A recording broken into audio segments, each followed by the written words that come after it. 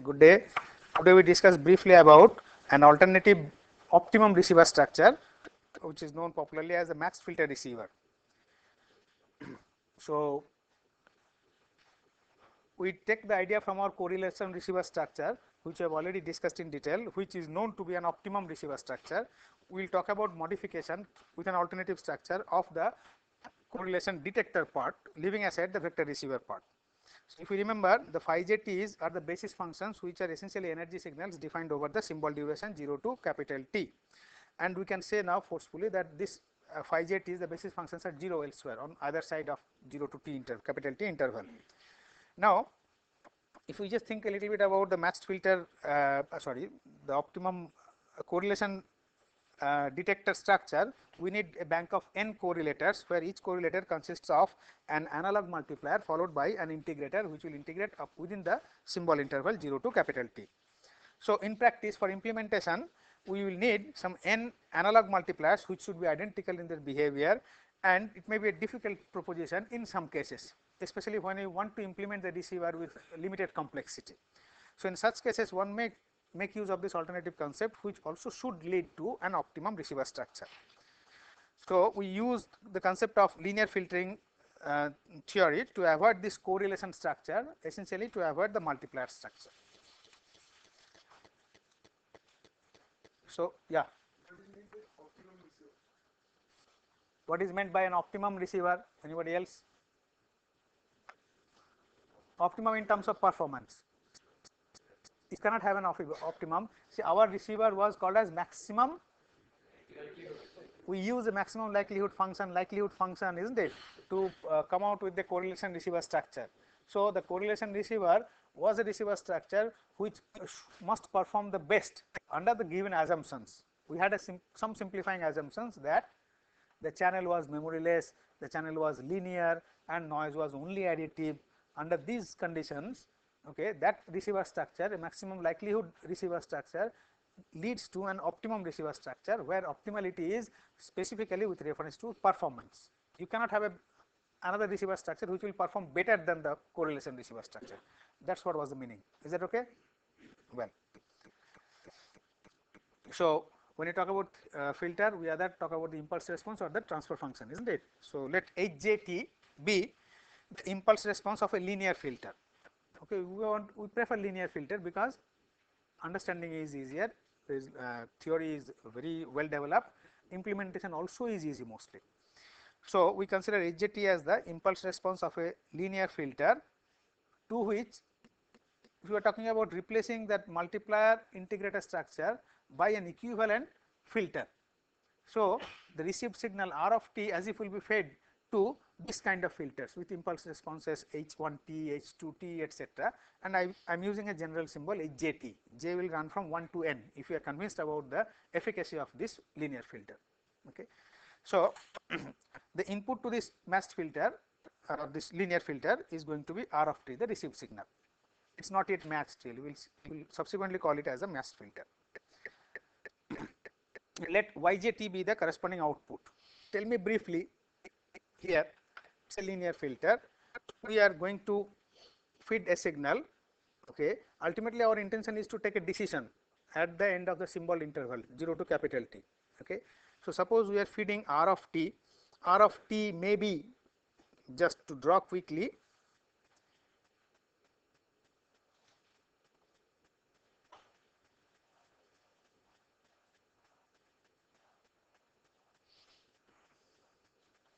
something like this. This is one possible R of t with some amount of variation, of course, because of noise. Okay. Can you just guess quickly how is the signal to noise situation if I just add some amount of perturbation on this signal? Yeah, signal to noise ratio is moderate or high. It is not a very poor situation. This is for our quick visualization only. So, if this is my R of t, I am talking about applying this signal to the filter.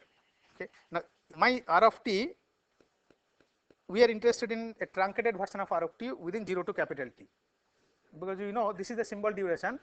After at beyond t equal to capital T, T greater than capital T, a new symbol is expected to come and the situation will change. We are talking about this duration, symbol duration 0 to capital T. Okay. Now, if such a received signal is fed to this linear filter, how do you guess the output is going to be? Output is going to be simply convolution mathematically. Okay. And in terms of time, is it going to be the output of the filter is going to be limited to this, or it's going to be stretched? Okay. So, it may get stretched beyond T, 0 to capital T, fine. So, the output expression, as he says very correctly, is a convolution of the input signal with the impulse response. So, is that expression okay? So, YJT is this, RJT, a convolution of the received signal and the impulse response. Okay. Now, let us choose, and here is the trick really. Let us choose this HJT, the impulse response, as phi j capital T minus small t. Can I choose this? See, we are talking about choosing the impulse response of this special linear filter to be the same as that of the basis function, of a basis function, jth basis function. Okay. So, my jth basis function is a time limited energy signal, it is limited in time. So, I am essentially talking about a time limited impulse response. Okay. So, the impulse response is chosen to be equal to the jth basis function with some changes. What are the changes I have made? It is not exactly equal to phi j small t, it is phi j capital T minus small t. So, I can say that this is a time reversed and shifted version of the basis function, which means if I know the basis function, I can readily construct the corresponding expression for the this linear impulse response of the linear filter. Okay. Let us choose this. Okay. Can you guess what the output is going to look like now in terms of this convolution expression? Same as, yeah.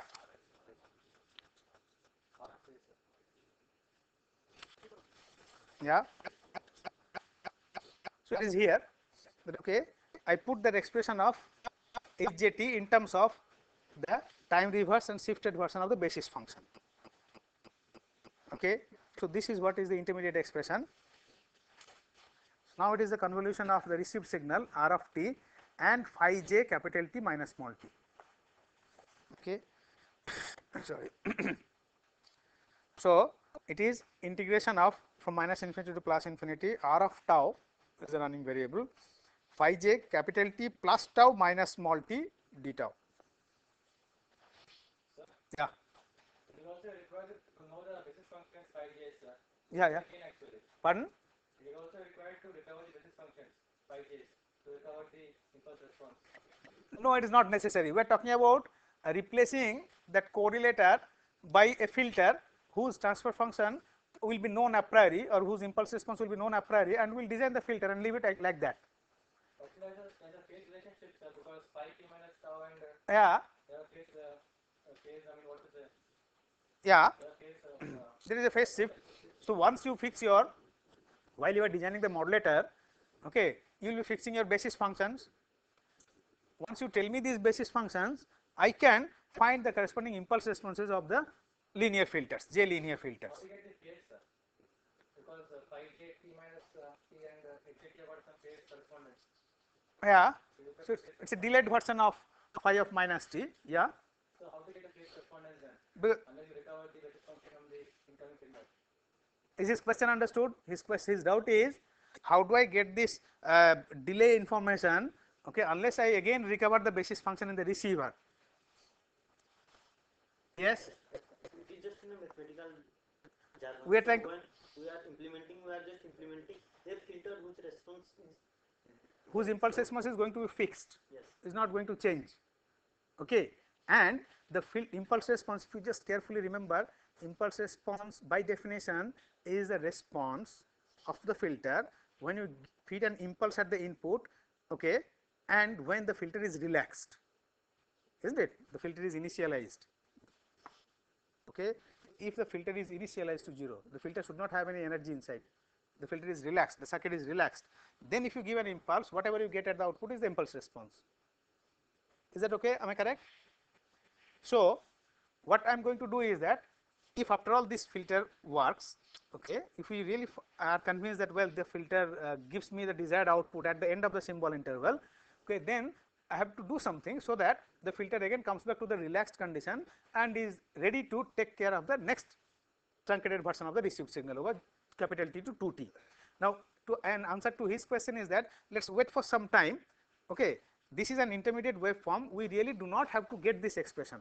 What we are ultimately interested in, what happens to this output at a specific instant of sampling really. At the end of the symbol interval capital T at small t equal to capital T, we are interested what this filter output gives. And yeah, please. Yes, question was sir, for some modulation scheme phi jt is say cos omega ct. Right. So you have designed your match filter or this ht or whatever using that shifted version. Right. So now when we switch on the modulator at that end, due to some random phase theta enters into that. So meaning your basis function becomes cos omega ct plus theta. But here you have designed your filter with cos omega ct. So how do you resolve this? Well, that's a good question. What he talks about is carry recovery is necessary. That's what yeah, what he says is, yes, what he says is that if there is a phase change, initial phase change after I have designed the filter, really how that is taken care of really. Okay.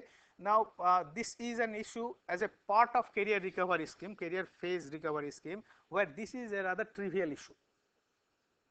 This is a rather trivial issue, especially when the modulation is not on the amplitude. You can see that even if there is a cos theta variation, what happens ultimately to any PSK kind of modulation scheme is you get a scaled down version of the received signal.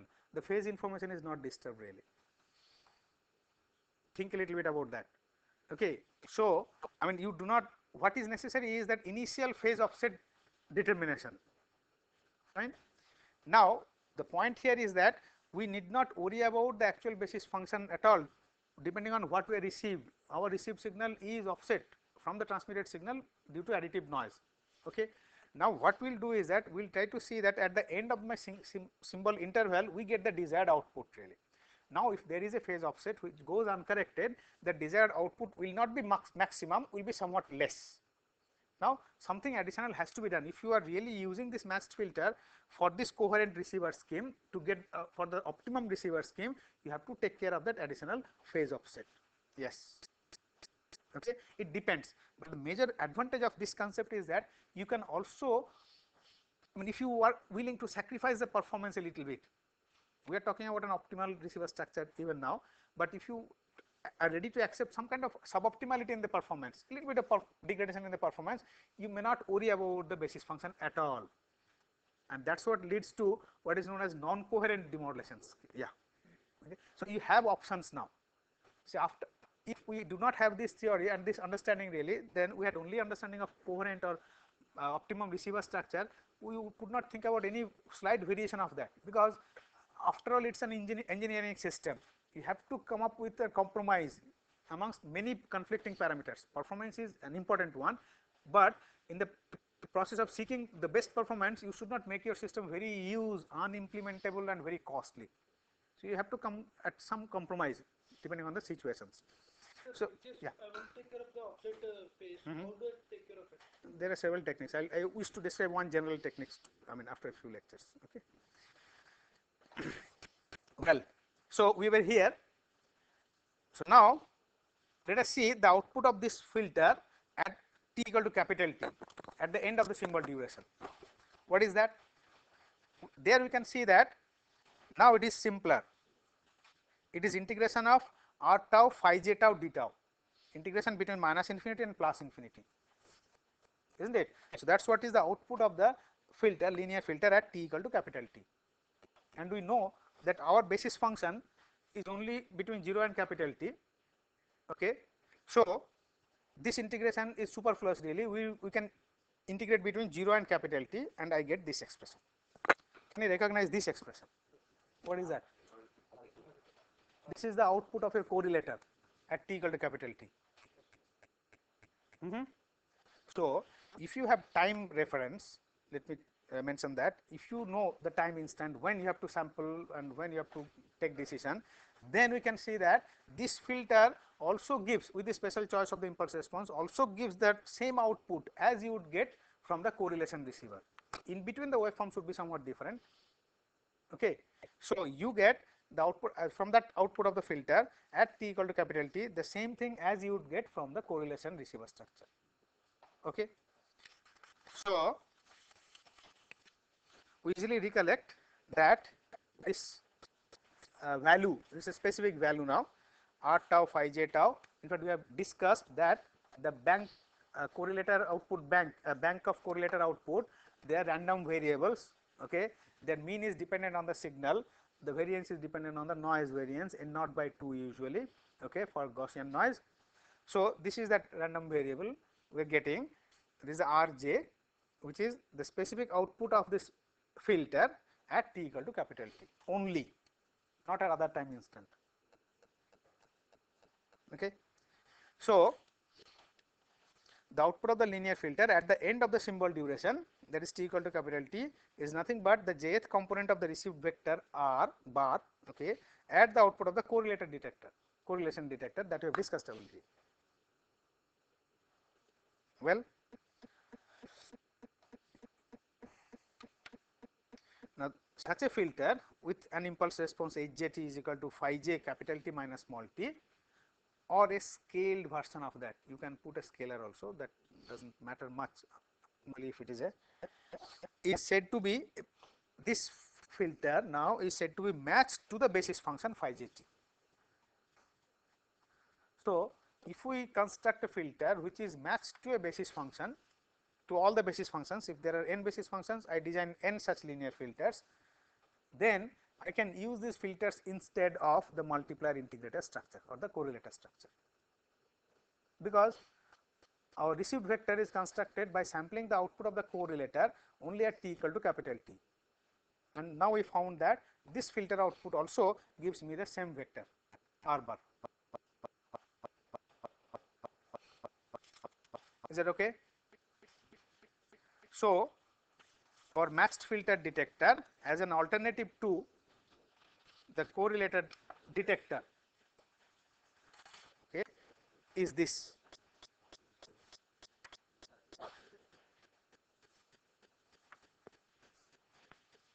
How to design a filter that has got this type of ST, has got impulse response of 580. Well, his question is how to design that. Now, let me tell you that we are not going to discuss the design of this matched filter in detail, okay, due to lack of time only. Well, but you already have studied filter theory, isn't it? If I give you the impulse response, you should be able to come out with a filter, isn't it? You had a course on signals and networks. I mean, theory of linear filtering you have studied, no? Well, then you should read about filter theory before you attempt to design this kind of matched filter. What is the meaning of a linear filter? By linear filter, we mean it's a linear phase filter. Okay, the group velocity of the filter, okay, transfer function is constant. Oh, everything is new to you. You are having some of, at least the EC boys are having a course on transmission line theory. Please insist about some discussion on linear transmission lines and these issues of. Well, we can't get back to the filter theory at the moment. Okay, one alternative method would be to do some quick simulation. Okay, this is in general a problem of synthesis, filter synthesis, where the impulse response is given and you have to come up with the filter design. What you have done to some extent, I am sure, is given a filter type, you have found the transfer function, you have plotted the impulse response, etc. That's to very basic extent, given a transfer function, we have designed simple RLC circuit. right. Okay, so one step forward if you go, I mean, with some more techniques on that, you could design a filter, come up with the design of a filter when the impulse response is somewhat atypical.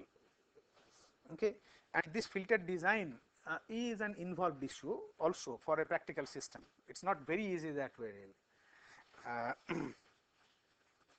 So at least let it go conceptually that one can, if one can design such a filter with this kind of desired impulse response, then I get R1, R2, Rn, the components of the received vector R. okay, by sampling the output of these filters at t equal to capital T and then initializing each filter. Each filter will will do some kind of will give you some kind of output, but the output may prolong even beyond t equal to capital T, but that should not be allowed and hence it should be dumped. So, this concept leads to what is known commonly as integrate and dump kind of approach filter for various demodulators.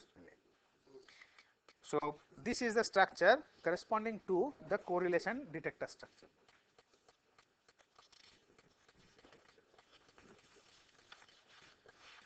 Well, one assuring thing for us is that such a filter can be implemented really. It is not the it should be realized, it is realizable at least in principle, because for a physically realizable filter we know that the filter should be a causal filter, is not it? That means its impulse response should not be there for negative values of t. Okay. So, for a physically realizable masked filter, HJT should be 0 for t less than 0 from the principle of causality. Okay. Now, we can note that our special choice is a good one really, because our phi j t is 0 for small t greater than capital T, is not it? Beyond the symbol interval phi j t is 0. We have defined the phi j t as an energy signal there, and hence HJT is phi j capital T minus small t is non-zero at all, okay, only for positive values of 0. Okay. So, this HJT is defined also conveniently, so that we can say HJT is realizable. How difficult it is, we are not addressing very specifically. Sorry, as I am saying, in some cases it may be somewhat difficult, but again if you are willing to sacrifice the performance a little bit, settle for somewhat suboptimal performance, you can simplify this filter structure also. In fact, to the extent that in some cases of say BPSK demodulation, one can implement rather somewhat closely a kind of op-amp integrator, op-amp based RC integrator with a dumping arrangement using a simple transistor across the feedback resistance. So, using a very simple circuit with RC and one op-amp and one switching transistor, one can implement a very close version of this masked filter. So, we can say that HJT, it does correspond to the impulse response of a causal filter. So, masked filters are implementable. Now, so far we are talking about the time domain description in terms of impulse response. I think you can easily convert it in the frequency domain, and you can say that the corresponding transfer function also can be expressed in terms of phi f, okay, where it is a complex conjugate of phi f. Now, okay, let us go quickly to an example. I think that will give us some idea. Before I mention about a few properties, I would pardon. Oh, sorry, this one.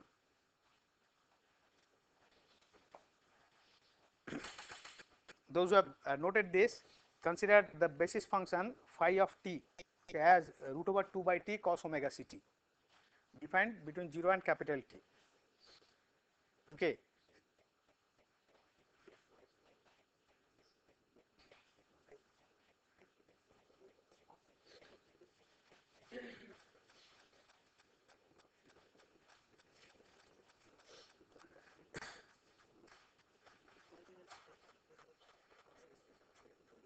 I am using capital phi, bold.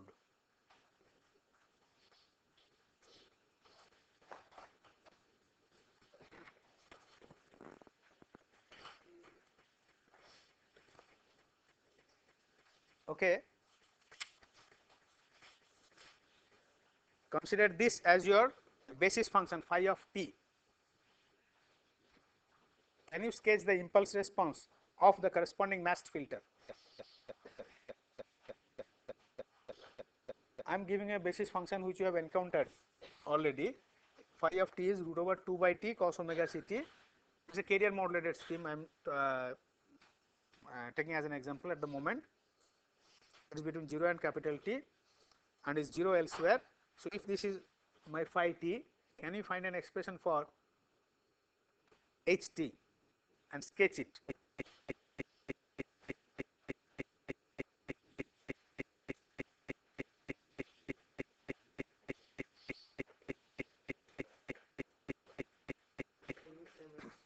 Pardon? T is same as phi t. No. Because t minus First, if this is phi t, yeah, reversed and shifted or shifted and reversed, yeah. So what is my ht?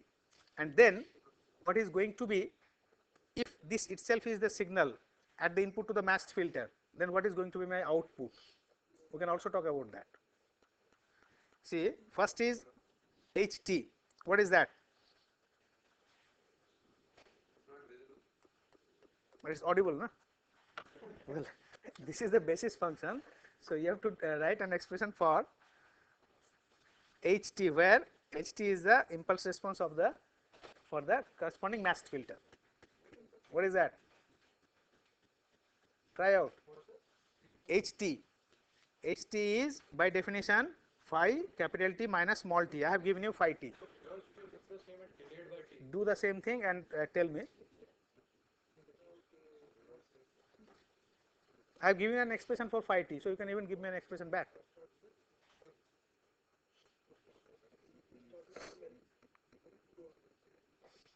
There was a correct answer. Somebody said that, uttered that somewhat feebly. Yeah.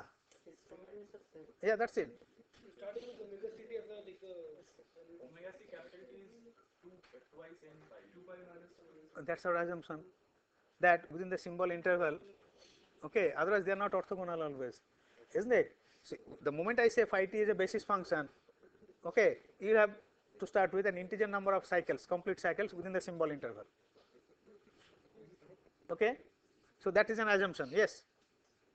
Okay, omega c is very large compared to capital T. Omega c as a carrier frequency compared to that 1 upon the frequency for the corresponding time period of the symbol, time duration of the symbol, and then you will have integer number of cycles within the symbol interval, and with that you can see that ht is nothing but phi t itself, isn't it? So now if I have this, pardon? Oh, it's not visible now. Well,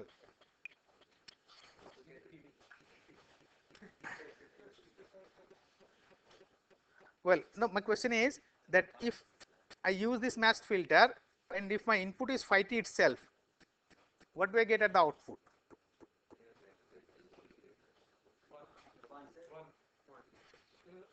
Uh,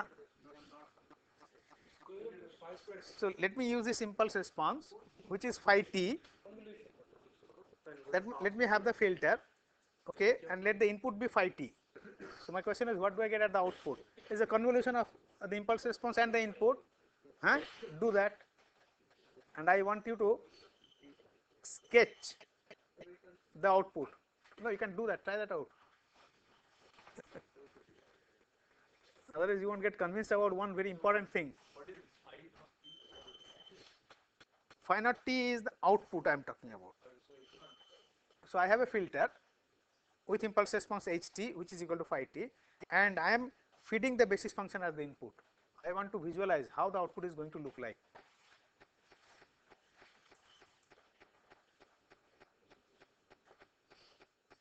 Well, can anybody sketch phi t, and then from there can guess both phi t and ht, they will look the same. Okay, a truncated cosine wave between 0 and capital T. So if I convolve, and what do I get at the output is the question really.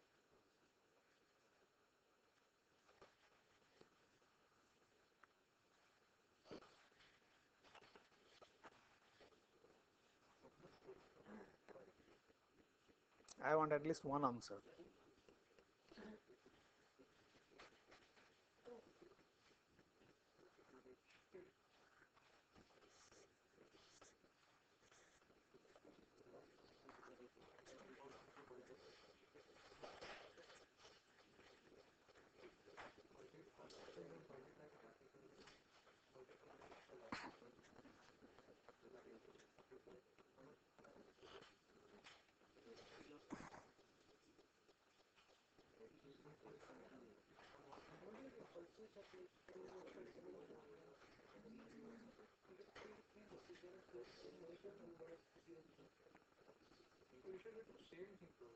Same as what?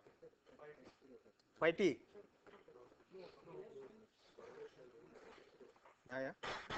So use your knowledge of frequency domain or time domain. I don't mind. I want to visualize the output of this. Because you don't need 3 pulses. Two impulses.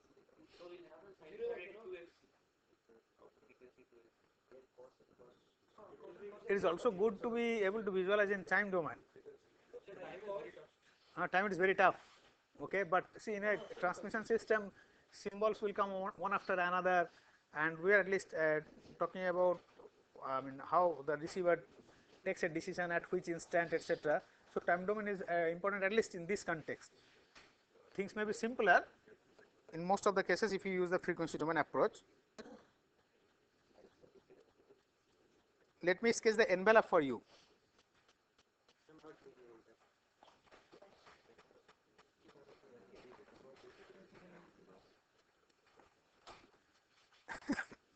Sorry, that's not visible.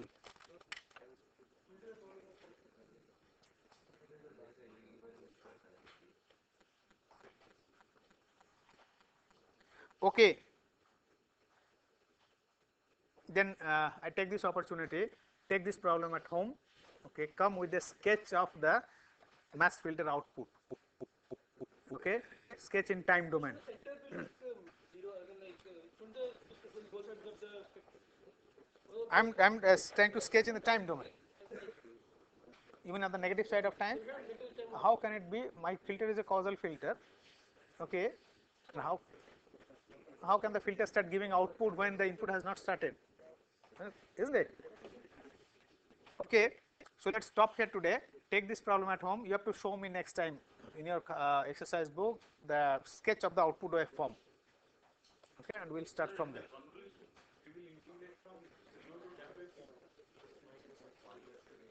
The problem is that your impulse response is non-zero between 0 and capital T. Okay, it is defined over 0 and capital T, elsewhere it is 0.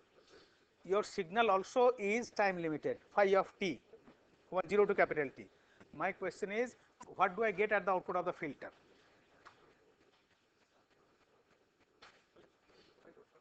Okay, do this exercise.